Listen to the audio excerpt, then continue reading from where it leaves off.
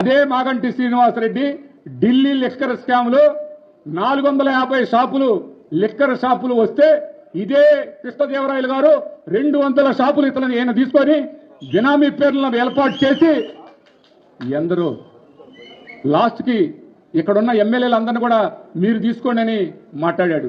అంటే ఆయనకి లాభాలు ఇచ్చి వీళ్ళని తీసుకోమని కొంతమంది తీసుకున్నారు, కొంతమంది ఆయన ద్వారా నష్టపోయారు. దాంట్లో గోపిరెడ్డి శ్రీనివాసరెడ్డి గారిని కూడా ఢిల్లీలో లిక్కర్ షాపులు తీసుకోమని అడిగాడు. అడిగితే నా దగ్గర డబ్బులు లేవయ్యా, నీకు నేనేడ తీసుకొచ్చి ఇచ్చాను, ఏమయ్యా బ్రహ్మనాయుడు నువ్వేమైనా పెడతావా అని ఇదే గోపిరెడ్డి నన్ను అడిగాడు. కృష్ణదేవరాయలు కబంధ హస్తాల్లో నువ్వెందుకు నలిగిపోవాలి నాయన? కృష్ణదేవరాయలు అంటే సామాన్యుడు కాదు. ఇవాళ వేలకు వేలు ఇవాళ ఢిల్లీలో ఎంత నాగ్గా వాళ్ళందరూ బయటపడ్డారు. ఈయన తెలివిగా ఎక్కడ కూడా దొరకకుండా వేల కోట్లు సంపాదించిన ఈయన